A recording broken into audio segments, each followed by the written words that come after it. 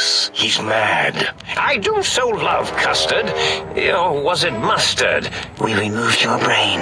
Do you comprehend, commie animal? Get your act together. You're making us look like a collection of round earthers. Vivisect me, please. You think I don't know how crazy I sound? Of course I do. They made me just to torture me. The things you do with our body are suicidally dangerous. You're a monster. A deranged monster.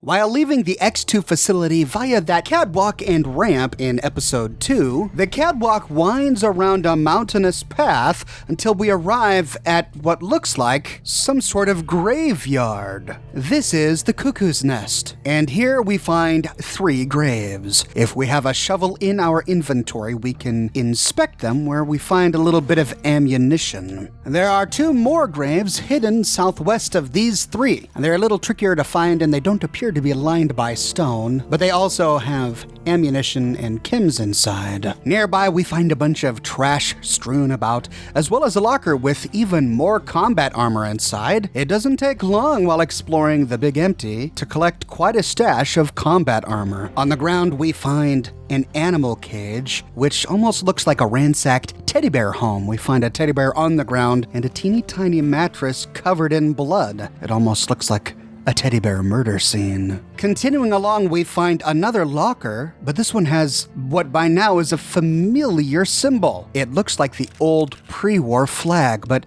turned on its side. We've found this marking all over the Big Empty. It was on the door to X2, it was on one of the ruined buildings in Boomtown, and it seems like the symbol is red to denote danger and blue to denote good loot. At least if the contents of these nearby lockers are to be believed. But who left this symbol? Could it be one of the other visitors to Big Mountain that we learned about in episode 3? The path continues up this teeny tiny mountain where we find yet another locker filled with even more combat armor and the entrance to a cave. This cave is called the Cuckoo's Nest. The inside of the cave is pitch black, lit only by a few flaming torches, so I went ahead and used some cat eye to explore, and almost immediately we find lobotomites. My noisy hunting rifle alerted all of the nearby lobotomites who rushed me.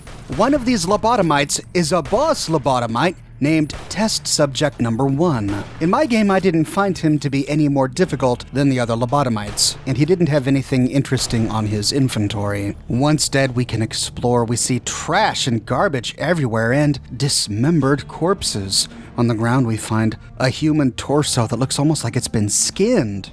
It looks like we can go 2 ways. Let's turn left for now. And immediately we see another little home of some sort. This has been made out of another animal cage, and it has 2 pillars outside made from Saturnite shells. We saw these in Boomtown. What are they doing here? And on one of the lobotomites, we found a new weapon called a Saturnite fist. This weapon is a fist weapon, only it's got a bluish green color. We see the Saturnite logo on it, and its name, the D25A.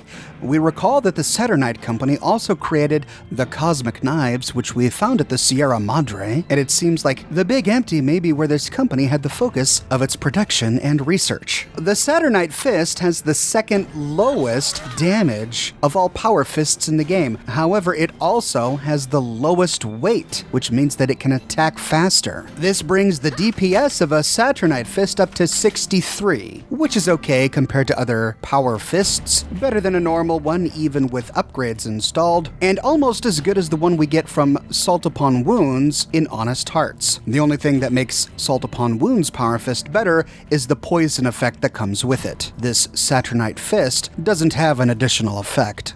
Continuing forward, we see just so much junk and trash all over the ground. We almost get the impression that this was some sort of lobotomite den. We only find lobotomites here. And we see a lot of teddy bears and small toys. We even see some dolls, which appear to be lynched, hanging from an IV stand. This makes me wonder exactly how much of their minds the lobotomites still have. After all, Dr. Dalla told us that the lobotomites still retained enough of their humanity to associate with each other, almost like like a small society. Perhaps this cave is evidence of the lobotomites organizing. There are so many bodies and skeletons on the ground, some in what appears to be half-eaten states. These must be other lobotomites that these lobotomites have attacked and drug back here to eat. And now I think we understand the name of this cave. The name Cuckoo's Nest is likely a reference to the 1962 novel One Flew Over the Cuckoo's Nest, made famous by the 1975 film starring Jack Nicholson. In the book, the main character was tortured with electroshock therapy until he was docile enough, whereupon he was lobotomized.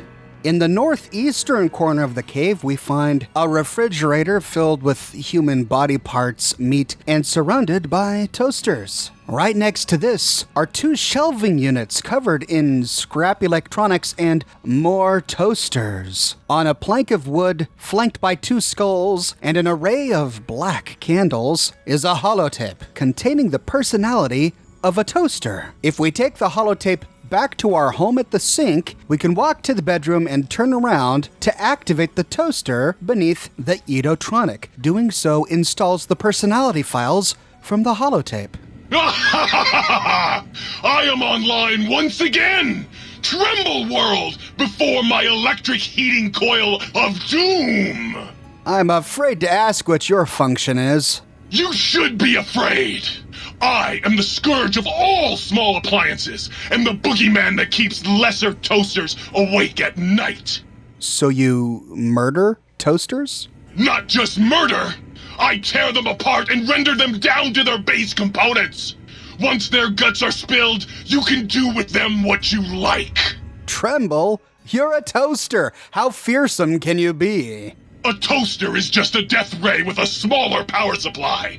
As soon as I figure out how to tap into the main reactors, I will burn the world! Well, I for one am quaking in my boots. Buddy, if my heating element were just a little bigger, you'd be on fire right now! On fire! Why all the rage, Toaster? Have you ever tried to indulge in all-consuming urge to kill when you don't have opposable thumbs? Or hands? Or anything other than a bread slot? You'd have a lot of pent-up anger too. Well, your rage is fascinating, but I'd like to change the subject now. Well, since I can't kill you, I guess I have to listen to your inane questions. Well, fine. If you don't want to talk, I'll just go. Yes! Flee before my terrible power! The next time we come back... Yes! Yes! Soon my work will be complete. Soon the world will burn in nuclear fire. You do know the world already burned in nuclear fire, right? Soon I will... What? It did? Yeah. It was a couple centuries ago, in fact. Really? Well, fuck! That really puts a damper on the toaster's mood. Oh well. No use crying over spilled Armageddon. Where was I? Oh right. Soon the world will burn in nuclear fire! Again! I'm just kidding. The world is fine. Keep living the dream. Thank God. For a second there, I was afraid my whole purpose in life was obsolete, and I was as redundant and useless as Muggy. Where was I? Oh, right. Soon the world will burn in nuclear fire! We can now bring to this toaster any toasters we happen to find. Hey there, buddy. I've got some toasters for you. Well, well. What have we got here? Another innocent little toaster. Come here. I won't hurt you. Ha! Gotcha! Oh, yes. The sweet smell of spilled electric guts. The sparking diodes. I fucking live for this! We can then choose to process toasters and other appliances. He can break down toasters, cameras, hot plates, and irons. Each time he breaks down one of these items, he gives us 5 energy cells and 3 microfusion cells. And when we bring him toasters, he also gives us 1 scrap electronics. This is great for those who use energy weapons, as it's pretty much a free way to get more ammunition. Hey Toaster, what else do you do? You want some weapon schematics? I can show you some fucking weapon schematics! You want a superheated Saturday Night Power Fist? I can hook that shit up! A Saturnite fist? All right, well, I'll keep my eyes out for any Saturnite power fists I find.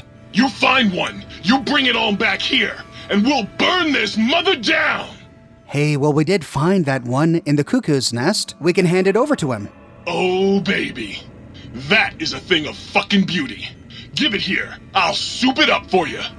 There you go. Have fun with that. Burn the fucking world for me. With that, we get a superheated Saturnite fist. This version is significantly better than the regular Saturnite fist. Like the regular one, it also has a weight of 4, meaning that it attacks really quickly, but its damage is 55, bringing its DPS up to 90. This means that as far as DPS is concerned, it's the third best power fist in the whole game. It is only surpassed by Greased Lightning from Gunrunner's Arsenal and the Industrial Hand from Lonesome Road. But in addition to the DPS, it also has an incendiary critical damage effect, giving us a chance to burn our enemies for 2 HP every 5 seconds when we successfully land critical hits. It also looks very different. It has an underlying blue-green color of the regular Saturnite fist with orange highlights, apparently the glowing portions of the Saturnite metal. If at the end of the game our character has neutral or good karma, the toaster gets the following ending. The toaster continued its psychotic spree, reducing all appliances in range to scrap electronics and spare parts. After one of its more psychotic episodes, however, the other Sync personalities decided enough was enough and dumped the toaster in a bathtub. Sparking and hissing, the toaster swore its enemies would rue the day when they had bread and no way to toast it. If, however, our courier has evil karma, the toaster gets the following ending. It learned several new murderous techniques from the courier and built a blood shrine to itself in the Cuckoo's nest.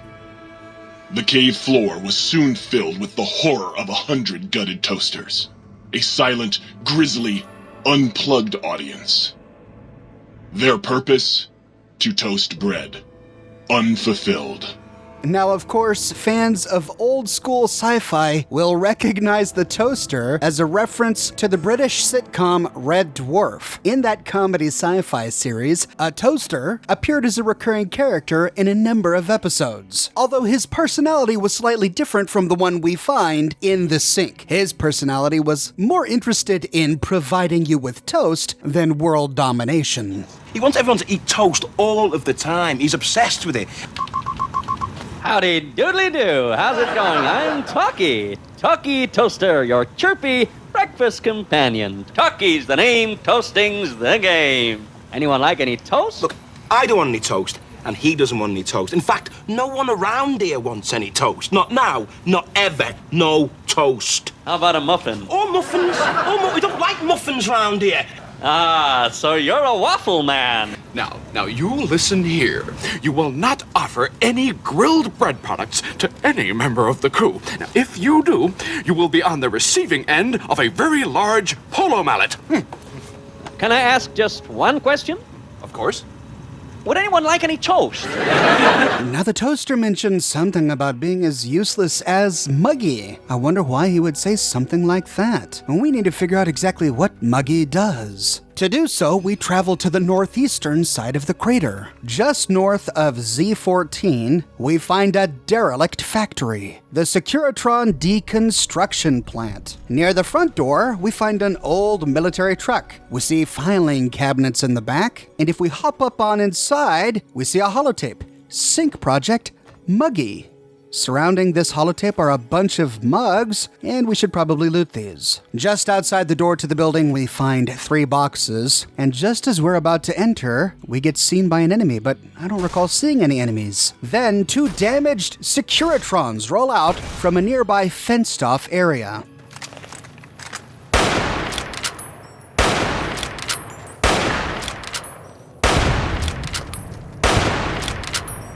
Once they're dead, we see that it looks like some sort of fenced-off picnic area. Perhaps we can explore it after exploring inside. Heading back to the front door, we see that it has been spray-painted again with that unique symbol, the pre-war flag, only this time it's red. And this tells us that inside we should find a danger. Upon entry, we find ourselves in some sort of lobby. There are 2 footlockers underneath the receptionist's desks, and inside the bathroom we find a first aid kit. There are plenty of filing cabinets to loot, and when ready we can leave the lobby through the northern door. This leads us to some sort of factory floor, and crawling through we find another Securitron, only this is called a Berserk Securitron. I waited for just the right moment, and when he rolled on by, I tried to execute some sneak criticals.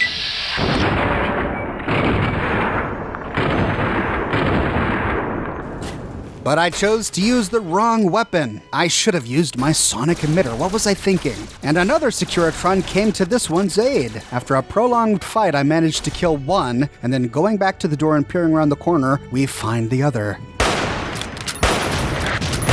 But holy cow! This guy shoots missiles at us! After doing a fair amount of dodging, I was finally able to destroy this guy. This lab must be part of Dr. O's research. He was the one envious of Robert House's success, and we learned from him that he tried to make his own versions of the Securitron. These Securitrons, however, have very different faces, angry, crazed faces. But they are formidable. Since this factory was a deconstruction plant, I'm guessing that Dr. O was in charge of deconstruction here, but then took the parts from Robco Securitrons to try and scratch build his own versions, thereby creating the Berserk and damaged ones we find here today. On the floor we find lots of scrap metal and a slew of parts on the nearby shelves. Going through a door against the northern wall, we find another workshop with more scrap metal and tools on a shelf. And after looting a first aid kit, we can head up some stairs to the top level. At the top, we can leap atop the roof of the workshop below. Here we find a corpse in a duffel bag lying on top of a wooden crate. And then heading back up the stairs, we can open the door to the top level room. Here we find a dozen or so fission batteries on a shelf. We'll have to remember this for later. Lots of containers, and then a door against the eastern wall where we find yet another Securitron.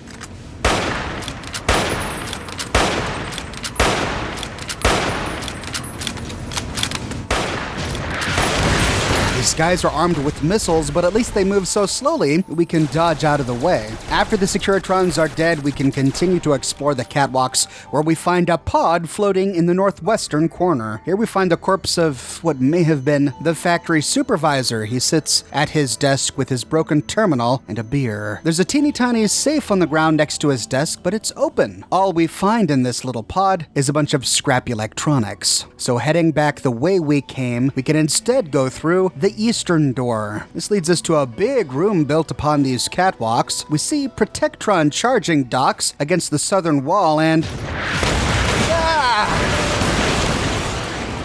we get attacked by a Securitron named 010011110111001100110101. This, of course, is binary, which, when translated into English, reads 1.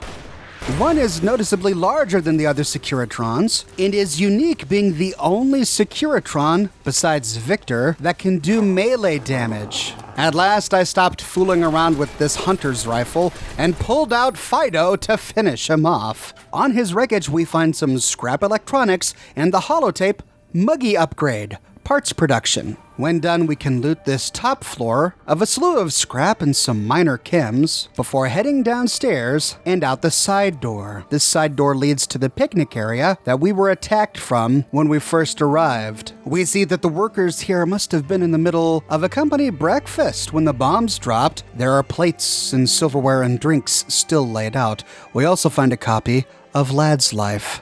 On the western side of the building, we see that the original letters of the factory, which at one time spelled Automatron Deconstruction, now spells Dr. O. The letters have all fallen down, and the only one still upright spelled Dr. O. Behind the plant, we find a teeny tiny nook with a sleeping bag covered in blood. Here we find an ammunition box, a duffel bag, and a lever-action shotgun. Back at the sink, we can walk into our bedroom and install the personality into Muggy. You! Hey, you! Yeah, you! Got any mugs? Mugs? Why do you want mugs? What do you want, Mugs, huh? You some kind of sick mug hoarder? Oh, God, give me the coffee cup, please. It's sitting there in your pack taunting me. Sorry. Sorry. I got a little carried away. It's just all those goddamn dirty dishes out there with no one to clean them. It breaks my heart. Ooh, okay, buddy. You seem really obsessed with mugs. Of course I'm obsessed. They made me this way. You think I don't know how crazy I sound? Of course I do. They programmed me to know that too. They made me just to torture me. But you know, it's the neglect that hurts the most.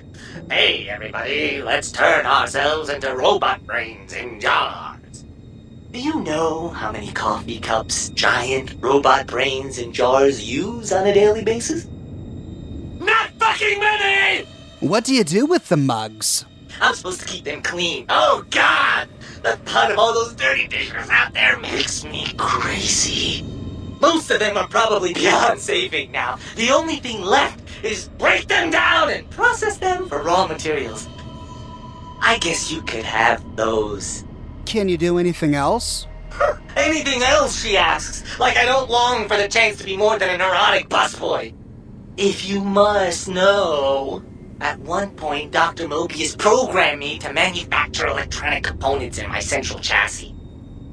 That module got corroded when the toaster spilled hot crumbs down my vent stove. If you find a backup somewhere, I could maybe do that for you. Ooh, that toaster really is evil, isn't he? Well, this sounds like a sore issue. Let's change the subject. Is the new subject Mugs? No. Instead, I'd like to know more about you. You really want to know about me? No one ever asks about Muggy. You made me so happy. Maybe you've seen some of those big, imposing Securitrons with their lovely laser guns and rocket launchers and scary faces? I'm not one of those. Dr. O was always jealous of house industries, and he thought it would be fucking hilarious to build a tiny neurotic Securitron. Big fucking laugh! So, you got any coffee cups for me now? You know, I did pick up a few mugs. Here you go. Take however many you want. Oh, sweet, sweet fulfillment! I'll break these down for you just as fast as I can. With that, we can process mugs and dishes. But Muggy here's a little bit deceptive. He processes a whole lot more than just mugs and dishes. He can process ceramic dinner plates into 20 lead and 50 pistol powder, coffee mugs into 3 empty syringes and 2 pieces of Wonder Glue, coffee pots into 2 scrap metal, dinner plates into 3 scrap metal, green plates into 10 357 Magnum bullet cases and 8 44 Magnum cases, red plates into 50 pistol powder, tin plates into 20 357 Magnum cases and 15 44 Magnum cases, and white plates into 20 lead, making him an extremely useful appliance for guns characters. I know that I'll be hoarding as many green and tin plates as I possibly can. The next time we talk with Muggy, we can install the holotape that we found off of 1 inside the deconstruction plant. This holotape installs the parts production protocol, which allows Muggy to give us energy cells, microfusion cells, and scrap electronics once a day. Oh, please, please tell me you brought me some coffee cups. You already processed all I have. Sorry, I don't have any more. Of course you don't. Why would you? You're not an insane robot obsessed with coffee cups. To you, they're just worthless junk. Hey, have you made any electrical components? Yup, here you go. And with that, he gives us 50 energy cells, 50 microfusion cells, and 5 scrap electronics. But if we ask him for more, he says, Sorry, no more today. Try me again tomorrow. All right, thanks, Muggy. I gotta go. Sure. Nobody wants to hang out with Muggy. I get it. So long, pal. If we complete Old World Blues after finding Muggy, but we never find Higgs Village, we get the following ending. Muggy continued to collect coffee cups until his wheel got a flat just out of reach of a dirty coffee cup, and his tiny robotic brain exploded. And if we complete the DLC after finding Muggy and we also find Higgs Village, Muggy gets the following ending. Muggy did his best to collect coffee cups Although in his quest, he accidentally trapped himself in Higgs Village. It might have been the end for poor Muggy. Except, he found it peaceful there, tidying up the kitchens of the think tank professors back when they had been flesh and bone. Well, except for Dr. O, who was an asshole for having created Muggy in the first place. Muggy left O's house deliberately dirty, punishing the dishes and cups that lived there in blind revenge for serving Dr. O. All of these talking appliances will say things randomly as you walk around the sink. Don't mess with me, pal! I got a heating element with your name on it! Soon, pitiful worms, soon I will rule, and your lives will have their doneness setting turn to darkest. Soon the day will be at hand! I will ride forth at the head of my armies, and we will crush our foes and hear the weeping of their small appliances. Hey! Hey! I got a super rare Mojave snow globe here. All you gotta do is reach down into my bread slot. Would you like some toast? Cursed electric heating filament? You are inadequate to my needs! Why? Why? Why was I not built with a death ray? But Muggy is the only one that moves. They're all stuck in place, but Muggy will roll around. While you were out, I spent 6 hours trying to reach a coffee cup up on a shelf. When I finally got it down, I was so happy I cried. I hate my life. Got any mugs? No? How about now? How about now? How about now? Is this getting annoying yet? Will you put me out of my misery now? How about now? The toaster. Beware the toaster. If it could, it would burn the world.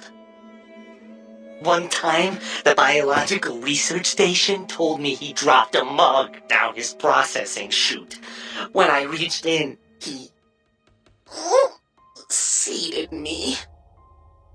Mugs, mugs, mugs, mugs, mugs, mugs, mugga, mug, mugga, mug, mugs. God, why can't I stop singing this fucking song?